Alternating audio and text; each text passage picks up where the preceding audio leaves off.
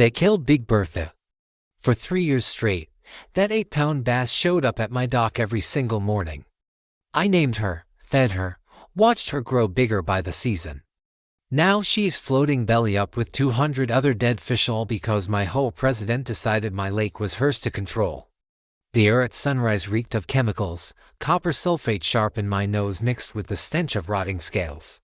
Vivian Blackwater dumped $3,500 worth of industrial algaecide into my clear water overnight, staining it the color of antifreeze. I stood there holding Bertha's slick, lifeless body in my hands, shaking with rage. Then it hit me like a gift from the heavens. Willow Creek's entire subdivision gets their drinking water from the same underground spring that feeds my lake. Every faucet. Every glass. 847 homes. She didn't just kill my fish, she poisoned her entire neighborhood. And she has no idea what's coming next. Ever had neighbors who think they can bulldoze your life just because they don't like what you're doing on your own property? Tell me where you're watching from, and if you've got a nightmare HOA story, drop it below, because this one is about to get messy. My name's Marcus Reed. I'm 52, and I never imagined I'd be locked in a battle with a woman who probably spends more on manicures each month than I bring home in a week. But that's suburbia for you. I'm a retired electrician turned solar panel installer here in Pinneridge, North Carolina, a hands-on kind of man who believes people should mind their own damn business. My family's had this 12-acre spread, with its spring-fed lake, since 1952, back when the whole county was tobacco farms and common sense still meant something. Every morning, I walk the gravel path my grandfather laid down, boots crunching over stones smoothed by decades of fishermen. The dock planks are worn and warm under my palms, damp with morning dew. Honeysuckle drifts in the air, mixing with the crisp mineral scent of the water. Blue herons nest in the cypress. Bass leap at first light. For 70 years, this place was pure peace. Then the developers came. 15 years ago, they snapped up everything around me and built Willow Creek Estates, 847 oversized McMansions starting at $600,000 each. They tried to buy me out too, waving millions under my nose because they wanted my lake for their country club. I told them they could build their clubhouse in hell. Most of the new folks weren't bad. They waved as they jogged by, maybe asked about fishing now and then. But then came Vivian Blackwater. Picture this, 47 years old, white Lexus polished more often than most people bathe, leather portfolio in hand even at neighborhood cookouts. She talks like she's reading a legal contract even when she orders a latte, loves phrases like property value optimization and aesthetic compliance standards. She probably schedules her bathroom breaks on a spreadsheet. Within 6 months of moving in, Vivian crowned herself HOA president and rolled out her so-called enhancement campaigns, which basically meant making everyone miserable until they bent to her will. Her first attack hit 3 months later. Certified mail. Official letterhead. My fishing, she claimed, was ruining her peaceful enjoyment of the neighborhood. She dropped $800,000 on that view, and watching me pull and base apparently wrecked her investment. The threats escalated fast. She claimed my dock broke HOA covenants. The audacity demanding I tear down a structure that's been here longer than she's been alive. I called my buddy Tom Martinez, a real estate lawyer who's saved my hide more than once. He laughed so hard he nearly choked on his coffee. Marcus, she's bluffing. Property that predates an HOA isn't subject to their covenants. Your deed date is your shield. When intimidation didn't work, Vivian filed a false county complaint about my illegal dock. Poor inspector drove out, looked over my 1987 permits, and apologized for wasting my time. You could see the annoyance written on his face. That's when she showed her true colors. Every morning, I'd head down at 6 a.m. to fish, just as the bass were feeding, and suddenly, Vivian had urgent landscaping emergencies. Leaf blowers, mowers, chainsaws, her crew blasting at full throttle right at the property line. Diesel fumes choking out the honeysuckle, turning my sanctuary into a construction zone. 2 months of overtime wages just to spite one man who wanted to fish on his own land. But I didn't stop. And I won't. Some things are worth standing up for even when the opponent is a wealthy suburban bully with all the cash and none of the sense. I had no clue Vivian was only getting started. I certainly didn't expect her to stoop to environmental sabotage to get her way. You think a Karen with a law degree is bad? Try a Karen with a law degree who treats property surveys like weapons. 2 weeks after the county inspector laughed off her bogus doc complaint, Vivian hired the priciest surveyor in 3 counties to confirm our boundary lines. Not because there was any real dispute, my grandfather had set those markers in concrete decades ago. This was harassment with a professional invoice. The survey crew rolled up on a Tuesday with gear worth more than my truck lights, GPS rigs, laser levels, equipment that probably bills more per hour than most people earn in a day. I watched from my kitchen window, coffee in hand, as they spent 6 perfect hours remeasuring a boundary that's been settled since Truman was in office. Even her harassment had to look pristine. 3 days later, Vivian's lawyer mailed me a certified letter claiming my dock intruded exactly 6 inches into community water rights. 6 inches from a lake our family owned long before she was born. Then she escalated, a full-blown lawsuit filed in county court for property encroachment, fancy letterhead, court stamps, filing fees that likely eclipse most people's monthly car payments, well over half a foot of dock. When Vivian decides to destroy someone, she spares no expense. While the legal paperwork crawled through the system, she launched a Facebook smear campaign that would make a political operative proud. She posted in the Willow Creek Estates group about the difficult neighbor who refused to honor community standards. The comments section turned into a digital pack attack in no time, so I fought back the only way I knew how, with research. I spent a weekend in the county courthouse basement, breathing dust older than Vivian's entire professional life, digging through deeds and transfers. Sometimes the best revenge is being smarter than your adversary. And holy hell, I hit pay dirt. My grandfather didn't merely own the land. The 1952 deed expressly included all water rights, surface and subsurface, covering the natural springs and tributaries too. In plain terms, every drop in that lake, every fish, every molecule of water, was tied to our deed. The kicker that had me laughing out loud: the spring that feeds my lake comes from an underground aquifer that runs directly beneath Vivian's subdivision. Legally, that meant every time her neighbors flushed a toilet, they were using water from the source my family had exclusive rights to. Knowledge nugget: water rights can be recorded and transferred separately from land ownership, and those rights can be more valuable than the parcel itself. I called Tom Martinez with my discovery. After about 3 minutes of hysterical cackling, he said, "Marcus, this isn't just a defense. You've got a legal nuke disguised as a deed." So we filed a countersuit, harassment, slander, and abuse of the legal process. The timing of our move was perfect theater. Vivian was hosting one of her upscale backyard dinner parties of 40-plus HOA members milling about with wine glasses, complaining about property taxes while nibbling food that cost more per bite than most people spend on lunch. The air smelled of catered salmon and self-satisfaction. Everyone was dressed like they'd been styled for a real estate commercial. In the middle of her little speech about preserving community standards and protecting property values, our sheriff's deputy strolled through her back gate like he owned the place. "Ma'am, I need to serve you these legal documents." Conversation stopped. Ice clinked in glasses. Vivian's perfectly manicured hand shook as she read. Her makeup couldn't hide how pale she went when she realized what was in those papers. "This is harassment," she shrieked, loud enough to make heads turn. "He's trying to intimidate me with frivolous lawsuits." And just like that, the mask slipped.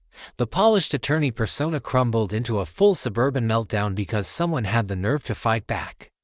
Guests suddenly remembered urgent appointments and began exiting in a hurry. Funny how quickly the rich can clear a room when a scandal brews. But Vivian didn't stop there. The next morning I found an anonymous note tucked under my windshield wiper: "Stop fishing or face the consequences." Turns out, public embarrassment only made her more dangerous. Anonymous threats were one thing, but what Vivian did next was nothing short of weaponizing the government. Imagine a real estate lawyer turning federal agencies into her personal hit squad. Within a week of my countersuit, I had more inspectors crawling over my land than you'd see at a narcotics raid. Fish and wildlife arrived first, clipboards ready, claiming my fishing might be disrupting migratory bird patterns. I wish I were joking. This woman actually convinced them that me catching dace was somehow interfering with duck navigation. Next came the PA, an inspector dressed like he was stepping into a nuclear fallout zone, armed with water kits and a binder thicker than Vivian's legal files. Suddenly, my private lake was a potential environmental hazard. The irony of that accusation would hit me hard later. Then it was the county health department on Thursday, code enforcement on Friday. By the end of the week, my wallet was stuffed with more government business cards than a Capitol Hill lobbyist. And what did they find? Exactly what anyone would expect from the cleanest lake in 3 counties, absolutely nothing. But here's the thing about bureaucratic harassment: it cuts both ways. And I was about to learn how to use it. While Vivian pulled the strings, I started making friends with the people holding the clipboards. Funny thing, when you treat overworked civil servants with kindness while they're being forced to chase down bogus complaints, they remember you. They also remember who's wasting their time. That's how I met Dolores Martinez, 68 years old, retired county clerk, sharper than a steel trap, and still carrying a grudge against shady developers. Over a cup of bitter coffee that tasted like justice, she dropped a revelation that nearly knocked me out of my chair. "Marcus," she said, "that whole subdivision, built on federally protected wetlands. The developer only got approval by promising to preserve every natural water feature permanently. That's federal law. Knowledge nugget: development permits often carry perpetual preservation clauses that bind all future owners. Break those rules, and the penalties are massive." So I spent the weekend digging like an environmental detective, and what I uncovered was worth more than a winning lottery ticket: Vivian's landscaping crew. The same diesel-chugging team that drowned out my mornings with chainsaws had been using my lake as their dumping ground: grass clippings, hedge trimmings, fertilizer-soaked debris, all of it washing into federally protected wetlands. So, every Saturday at dawn, I became an environmental paparazzi. Hidden in the tree line, the scent of honeysuckle battling with the reek of diesel, oak bark digging into my back as I waited with camera in hand. On the 3rd Saturday, I nailed it: photos of them tipping organic waste straight into my water, the splash ringing out across the still surface. The images were crystal clear, time-stamped, GPS-tagged, airtight evidence of federal crimes unfolding in broad daylight. But the jackpot came when I traced their license through the state database. Pristine Landscaping LLC wasn't just a random contractor. 40% of it was owned by none other than Richard Blackwater, Vivian's husband, real estate mogul, and now, part-time environmental criminal. And the EPA. They don't just like evidence of environmental violations. They love it. When it's tied to a harassment campaign, they practically sing hymns over it. Monday morning, I filed my complaint with a grin that could light up half the county. By Wednesday, Pristine Landscaping was under federal investigation. By Friday, Richard had lost 3 county contracts. Turns out municipalities don't like giving park maintenance work to companies caught dumping in protected wetlands. Who would have guessed? The sound of Vivian's perfect little empire beginning to fracture was sweeter than church bells on Sunday, but if I thought catching her in environmental crimes would finally break her, I underestimated just how reckless a desperate woman could be, because nothing is more dangerous than someone watching their spouse's business collapse thanks to their own vendetta. Vivian Blackwater was about to show me she'd rather torch the entire neighborhood than admit defeat, and when I found the business card of an algaecide supplier tucked under my windshield wiper, still carrying the faint smell of chlorine and desperation, I knew we had officially crossed from legal warfare into something much darker. Apparently, Vivian's next move was full-on environmental warfare.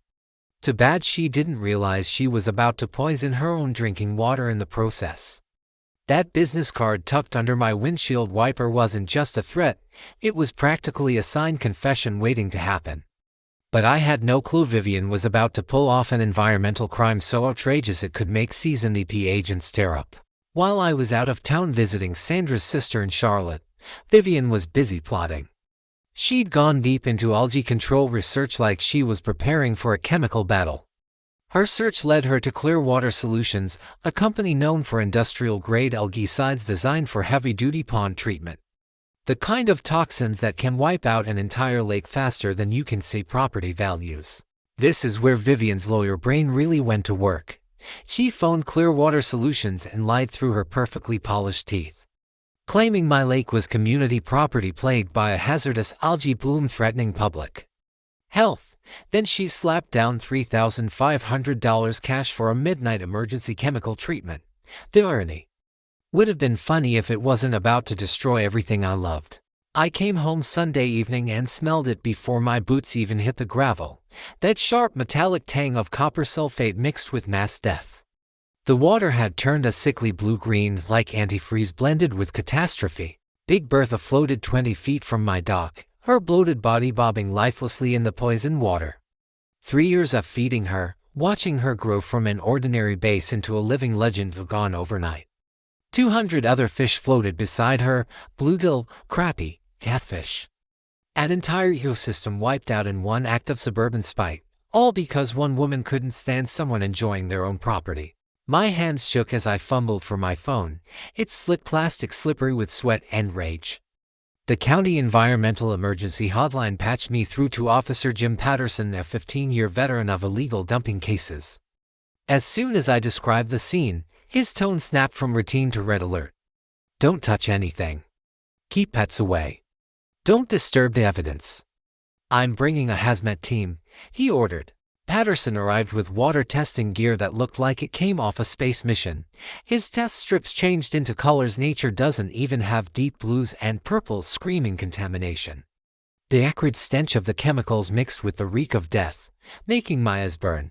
Industrial-strength copper sulfate, he muttered, voice tight with controlled fury. Whoever did this didn't just kill your fish. They've sterilized this entire ecosystem for at least 2 to 3 years. This is felony level. Destruction of property, possibly federal environmental terrorism. Knowledge nugget: dumping industrial chemicals on private property without permission isn't just illegal. In most states it's felony destruction. And at the federal level it's an environmental crime carrying 5 to 10-year prison sentences. But Patterson wasn't done. While I stood there clutching a trash bag full of dead fish from what used to be my fishing paradise, he pulled up footage from Mrs. Henderson's doorbell camera across the street. The video was crystal clear, a Clearwater Solutions truck arriving at 2:17 a.m. Two figures in protective suits dumping toxins directly into my lake. Gone by to 43. 26 minutes to destroy 70 years of family heritage. That evening, I sat on my dock holding one of the smaller dead bass, remembering my grandfather teaching me to cast from this very spot. The wooden planks felt cold and splintered beneath me. The silence was suffocating. No birds, no insects, nothing left alive where the water once bubbled with life. Sandra found me there an hour later. We both cried as we began the grim work of cleaning up the aftermath of Vivian's chemical attack. But grief has a way of sharpening your focus. As we filled bag after bag with her victims, my electrician's brain started to piece things together. I'd installed solar panels on dozens of houses in this subdivision. I knew their utility systems like the back of my hand. Every home in Willow Creek Estates draws its drinking water from the same underground spring system that feeds my lake. Same aquifer. Same source. And now, the same copper sulfate contamination creeping through limestone veins toward 847 completely unsuspecting houses.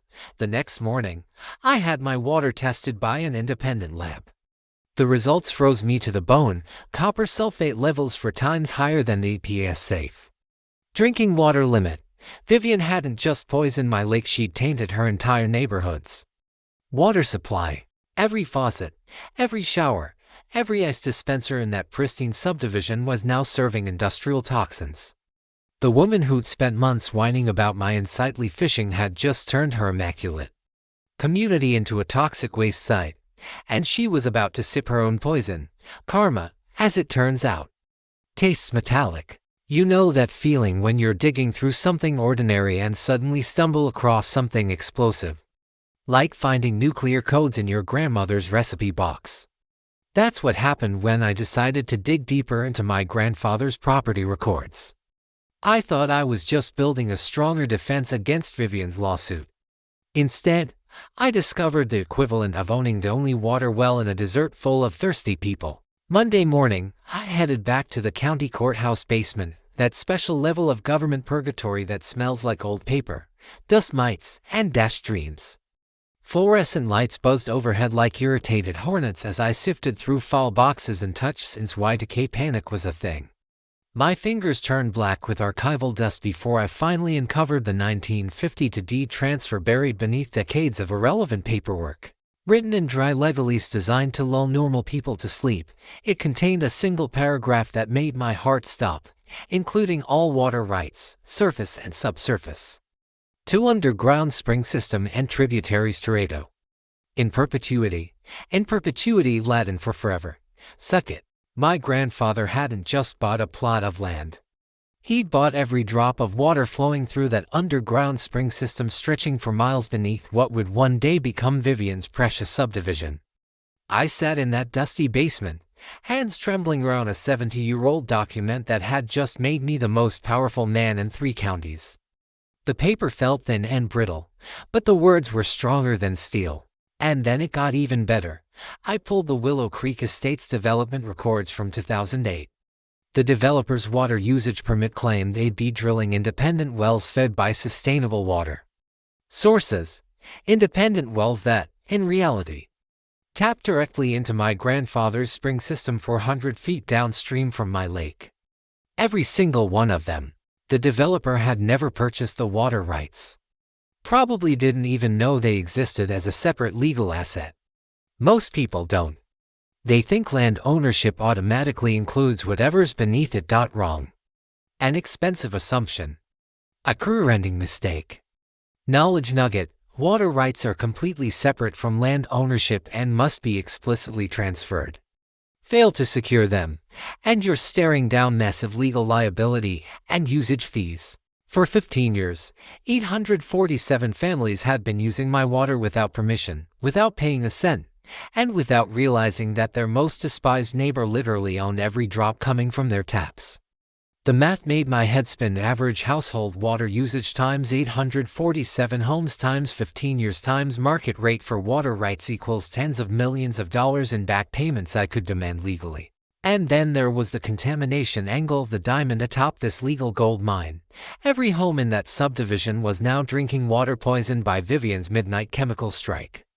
Copper sulfate exposure causes stomach pain, nausea, liver damage, and developmental issues in children. The EPA treats it as a full-blown public health emergency, warranting federal action. Suddenly, Vivian's lawsuit over 6 inches of dock space looked like a toddler threatening Mike Tyson. I called Tom Martinez from the parking lot, the sunshine warming my truck as my world tilted on its axis. "Tom," I said, "I don't just own the lake. I own their entire water supply. Every drop they've used for 15 years is legally mine."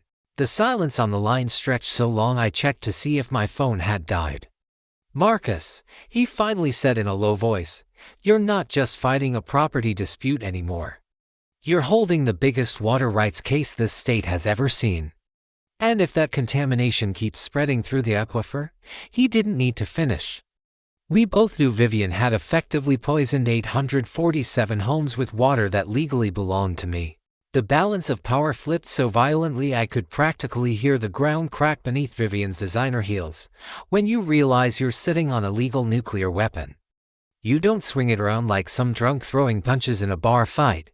You recruit specialists who know exactly how and where to strike.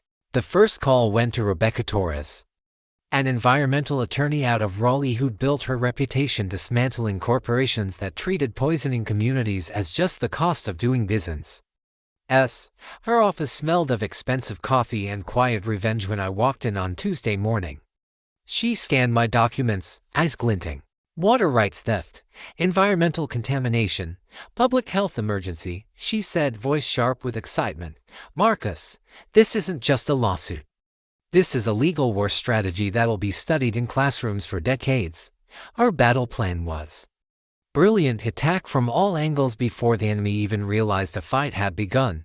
A federal suit for stolen water rights, EPA emergency action for contamination, state-level criminal charges for illegal dumping, civil suits for property damage, emotional harm, and punitive damages so massive they'd make lottery jackpots look modest. Overwhelm the opponent with simultaneous legal actions across multiple jurisdictions. They'll be too busy scrambling to defend themselves to organize any kind of counterattack. The second recruit was Dr. James Mitchell, a hydrogeologist from NC State with a reputation for reducing opposing attorneys to tears during depositions. We met at my Poison Lake Wednesday morning. He spent 4 hours waiting in contaminated water, running precision tests with equipment worth more than my truck. Interesting aquifer structure, he murmured, adjusting instruments while the dragonflies that once swarmed the shoreline were conspicuously absent. Single source spring directly feeding the residential wells. Contamination will hit every house in 6 to 8 weeks. That's 800 to 1,000 properties compromised. He was the scientific hammer that would crush any doubt about Vivian's guilt. The third was Sarah Morgan, an investigative journalist who'd spent years exposing corrupt HOA letters and toppling their petty tyrants to presidents brought down for embezzlement. Another caught running what was essentially a protection racket. When she saw my evidence, she lit up like a kid on Christmas morning. "This is Pulitzer material," she whispered, fretting documents across my kitchen table. Power-mad HOA queen poisons her entire neighborhood while terrorizing the man who literally owns their water supply. CNN and MSNBC will fight each other for the first interview. Sarah's background check on Vivian painted a picture straight out of a crime thriller. 3 prior neighborhoods, for harassment suits, to restraining orders for stalking. A 20-year track record of destroying anyone who dared resist her control. Then came Dolores Martinez, who supplied the historical ammunition. Over diner coffee that tasted like justice with free refills, she showed me old permits revealing the original developer had lied outright. He claimed water rights he never purchased, never owned, never even verified. Every homeowner bought under false pretenses, Dolores explained, tapping the yellowed pages with her weathered fingers. They think they own water access, legally. They've been stealing from you for 15 years. Rebecca ran the numbers with ruthless precision. Market rate for water rights in our county, $50 per household per month. Multiply by 847 homes. Multiply again by 180 months. That's $30.6 million in unpaid usage fees I could demand in court. And that didn't even include punitive damages for the contamination. Financial strategy in water rights cases stack direct usage fees with consequential damages from environmental harm. The combined liability is so crushing it often forces a settlement before trial. But here's where I made the choice that separated justice from revenge. I wasn't going to bankrupt 800 innocent families just to punish one unhinged woman. "We offer settlement," Rebecca proposed. "Forgive all back payments, but in exchange, full lake restoration, Vivian's resignation, and mandatory criminal prosecution plus permanent oversight of the HOA to prevent future abuse." Dr. Mitchell drafted the restoration plan right then and there. 18 months of natural bioremediation, reintroducing native fish, restoring aquatic plants, price tag $250,000. Split between HOA funds and Vivian herself, Sarah orchestrated the media rollout like a military operation, every story timed to drop in sync with the legal filings for maximum public pressure. She'd already lined up NPR, the Washington Post's environmental desk, and 3 major cable networks practically drooling over the headline, "HOA Karen Poisons Neighborhood Water Supply." The plan was simple but lethal: slam Vivian with federal charges, state charges, civil lawsuits, and nationwide exposure all at once. Give the innocent homeowners a way out that wouldn't bankrupt them. Deliver accountability without punishing the entire community. We had everything lined up, evidence airtight enough for a conviction, expert testimony no defense attorney could punch holes in, and media ready to cast Vivian as the national face of HOA tyranny. And, most importantly, we had the moral high ground, which would play beautifully both in the courtroom and the court of public opinion. All we needed now was the perfect stage for Vivian's public collapse. There's something almost poetic about watching someone's world collapse the instant they realize their cover-up is making the disaster worse, but they're too far in to stop digging. Vivian discovered the contamination exactly as karma intended through her own neighbors. Complaints about the metallic taste in their morning coffee. Within a week of poisoning my lake, Willow Creek Estates Facebook group had blown up with panic posts about foul-smelling tap water and weird tastes. Parents complained their kids were getting stomach cramps. One woman posted about her dog refusing to drink from its bowl. The comment threads turned into a virtual panic room. Vivian, being Vivian, switched into full damage control mode worthy of a career politician.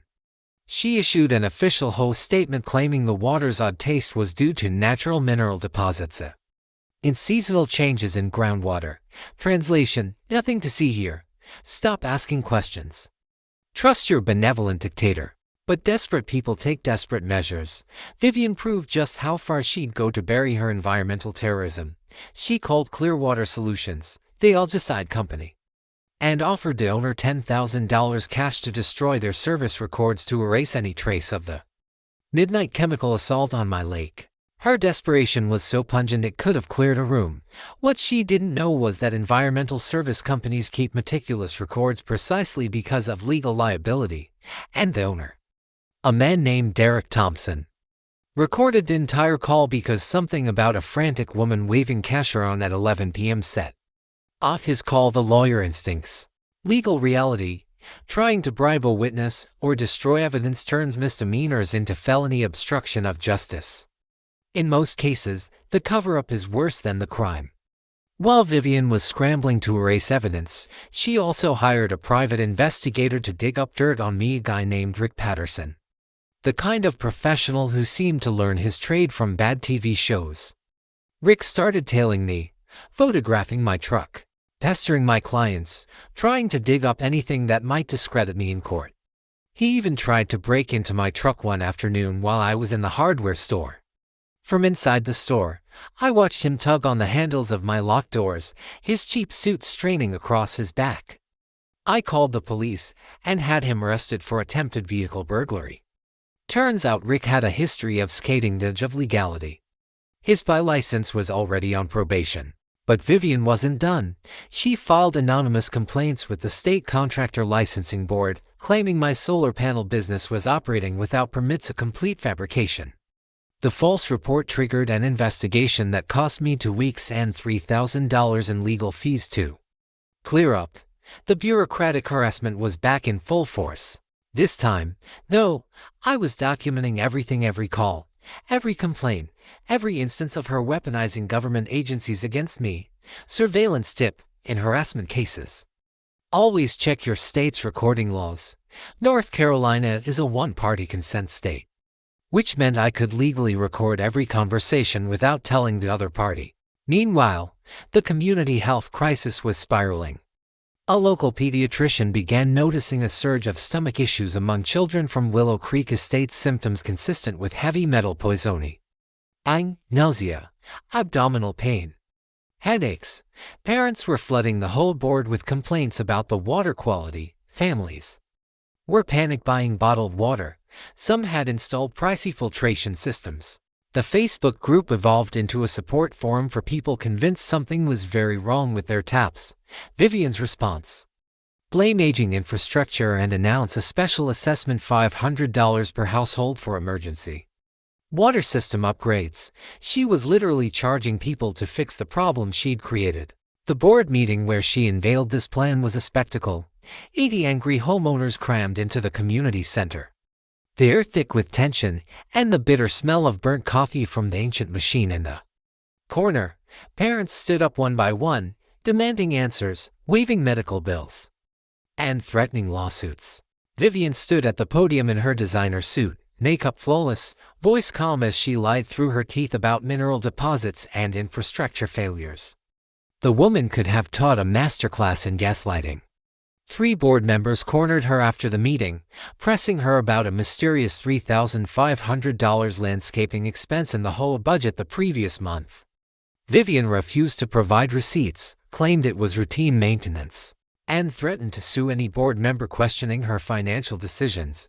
That's when Patricia Morgan, no relation to Sarah, started digging into the HOA's finances herself.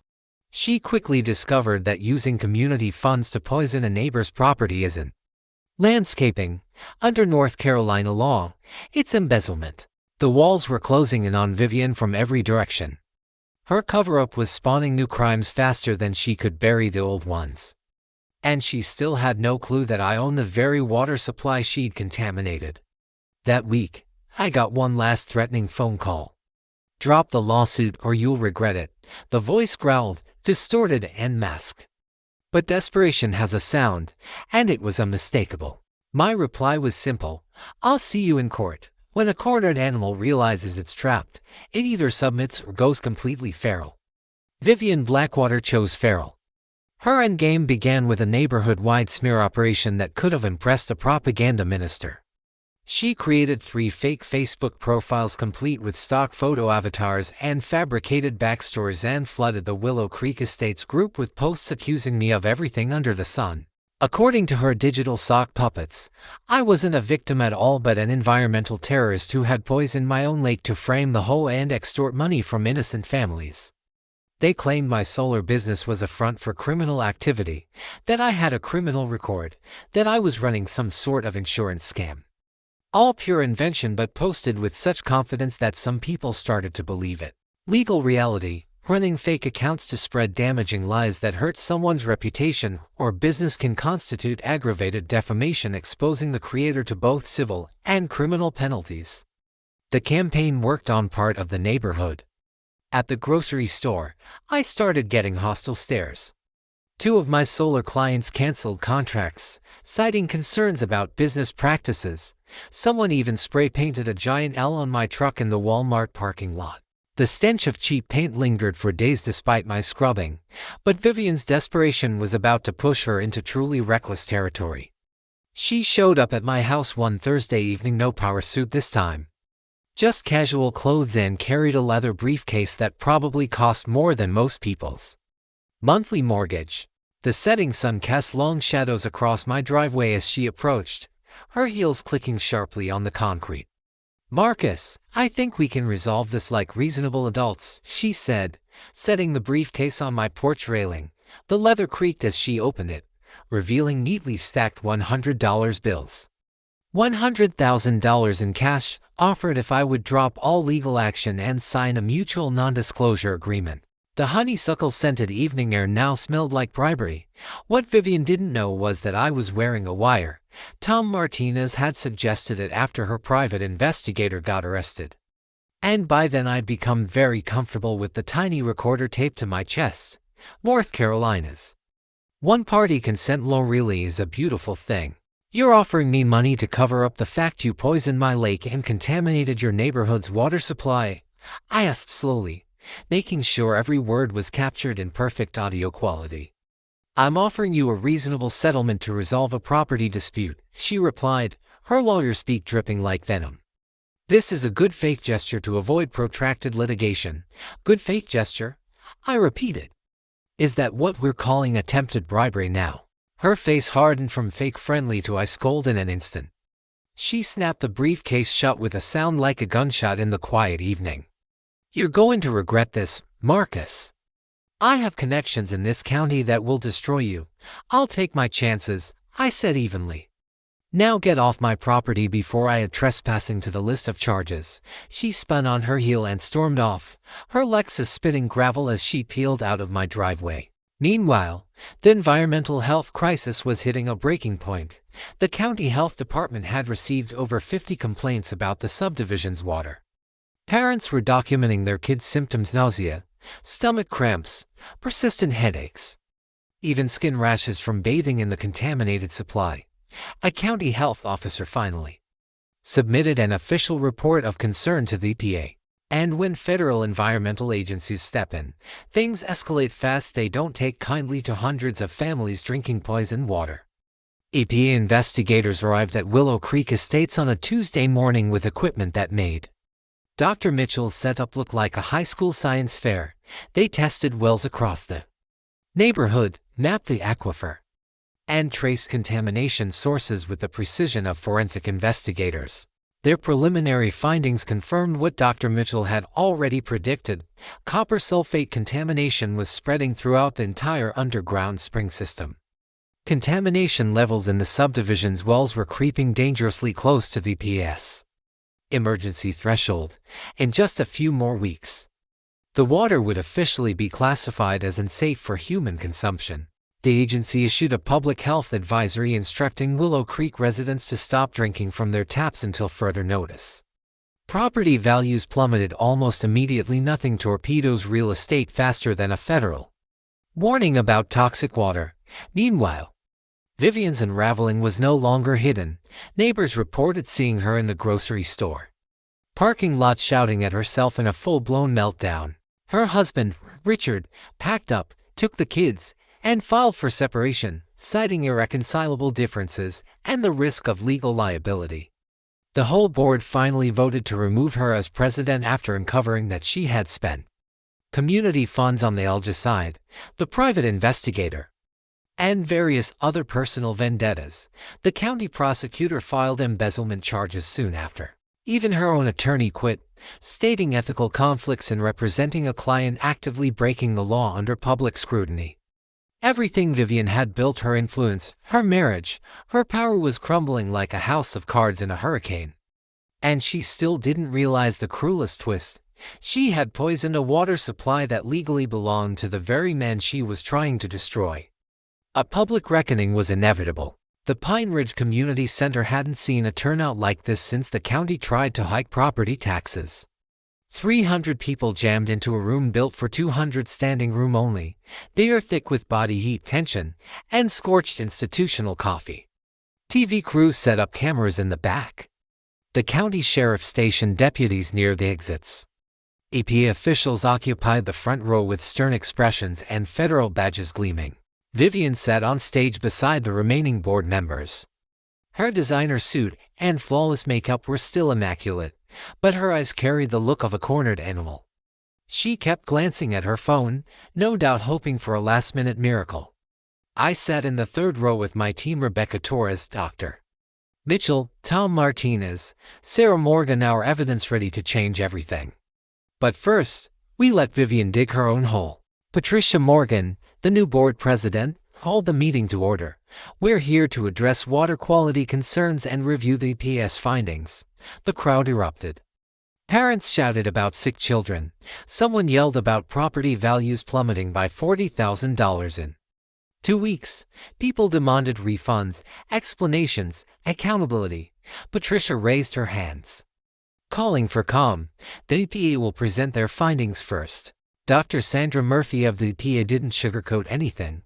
She projected the water test results on the screen, bright red numbers showing copper sulfate levels 4 times higher than the legal limit. Using a laser pointer, she highlighted my lake on the aquifer map. Contamination originated from industrial algicide dumping here. Chemicals entered the groundwater and spread through the spring, feeding your wells. Vivian squirmed as though sitting on a hot stove. Who dumped the chemicals? Someone shouted. Dr. Murphy looked straight at Vivian. That's part of an ongoing criminal investigation, she said calmly. 300 heads turned in unison to stare at Vivian. The temperature in the room seemed to drop. Patricia cleared her throat. Marcus Reed has information regarding property rights and water access. I walked to the microphone, every eye tracking me, cameras swiveling. Most of you know me as the stubborn neighbor who wouldn't stop fishing. I began. Vivian Blackwater spent months trying to drive me off my property with lawsuits, harassment, and ultimately, environmental sabotage.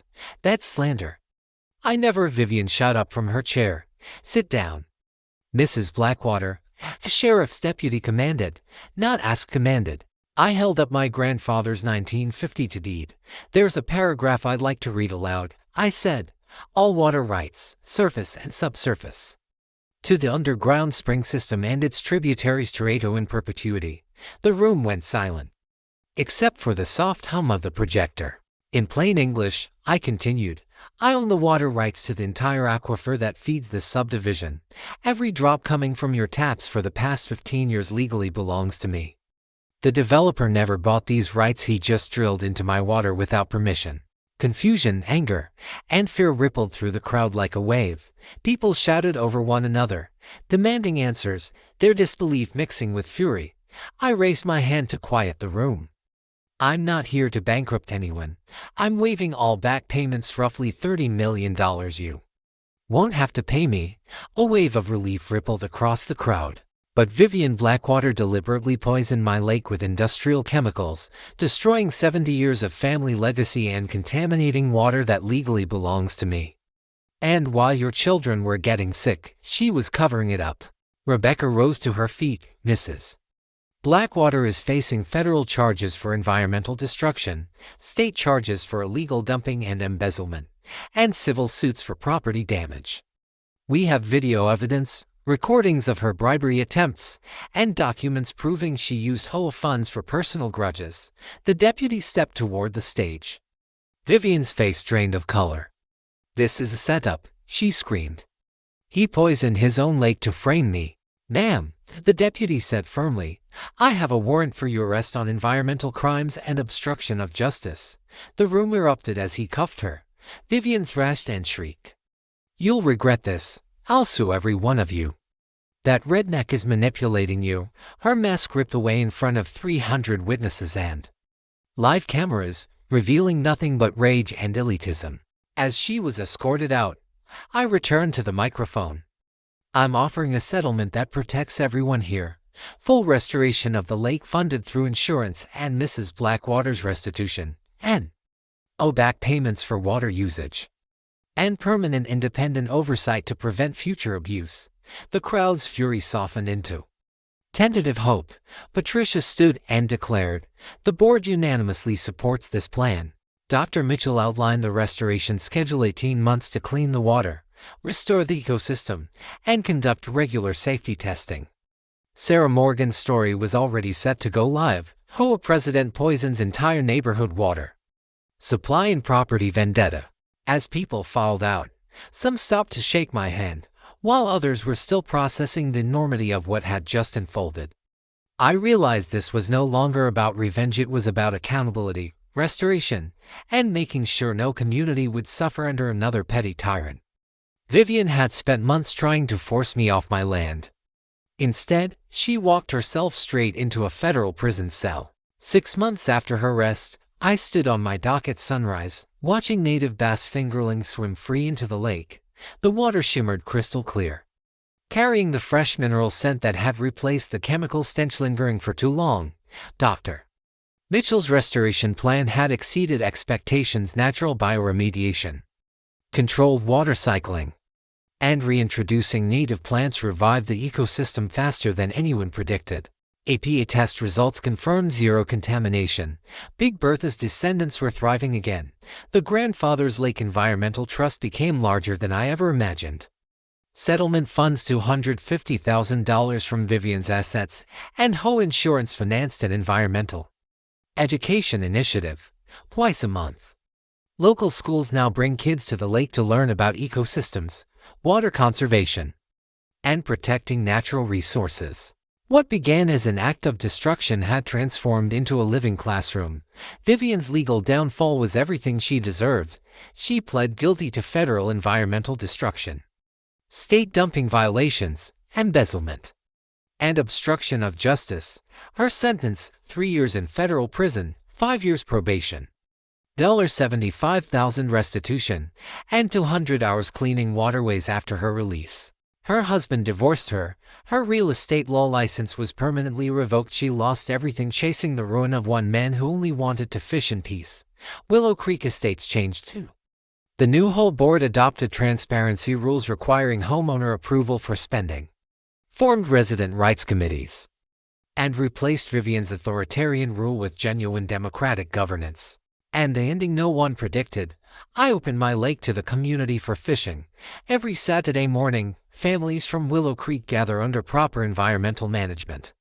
Kids who had never touched a rod now cast lines from the same dock where my grandfather once taught me. The annual Spring Festival has grown into a neighborhood tradition, a celebration of the restored ecosystem. community unity, and the lesson that sometimes the best revenge is living better than your enemies. This year's event drew more than 500 people, with proceeds supporting local water conservation projects. Most evenings, Sandra and I still sit together on that old dock, watching they sleep as the sun dips below the horizon. The wooden boards, worn smooth by time and generations of fishermen, feel warm beneath us. Children's laughter from the fishing program drifts across the water, mingling with birdsong and the quiet splash of ripples. The lake feels alive again. Our case became a legal milestone. Within a year, 3 other North Carolina water rights disputes cited our settlement as a model for balancing private ownership with community needs. Environmental law students now study how we use legal leverage for restoration instead of destruction. The ripple effect didn't stop there. Just last month, HOA reform legislation passed the state Senate directly inspired by Vivian's abuse of power. The new laws mandate financial transparency, restrict HOA authority over pre-existing properties, and establish real penalties for harassment and overreach. One woman's tyranny ultimately triggered systemic protections for thousands of future homeowners. My solar business has also grown, branching into environmental restoration. Turns out, beating an HOA tyrant and winning makes for powerful marketing. I've since worked with dozens of property owners across the state, helping them understand their rights and push back against harassment effectively. Sarah Morgan's article spread far beyond our county. It went national, inspired a podcast series, and even sparked proposed federal legislation on HOA accountability, all from one lake. One stand against tyranny, and proof that one person's fight can echo across the country. Here's what I've learned: never let petty tyrants push you off your principles. Document everything. Know your rights. And remember, sometimes the strongest victory isn't in destroying your enemies, but in building something better from the wreckage they created. Now it's your turn. Have you faced an HOA nightmare or a property rights battle? Share your story in the comments. You never know who you might help. Real experiences fuel real change. If this story of standing up to corruption and protecting our environment inspired you, don't forget to subscribe and turn on notifications. Next week, I'll share the story of a city councilman who tried stealing a veteran's land through eminent domain abuse only to be exposed for his own property violations. That justice was even sweeter. Wherever you are, North Carolina, Texas, California, or beyond, remember this: communities are stronger than tyrants. Truth always outlasts corruption. And sometimes one determined voice can change everything. Thanks for watching. Now get out there and protect what's yours.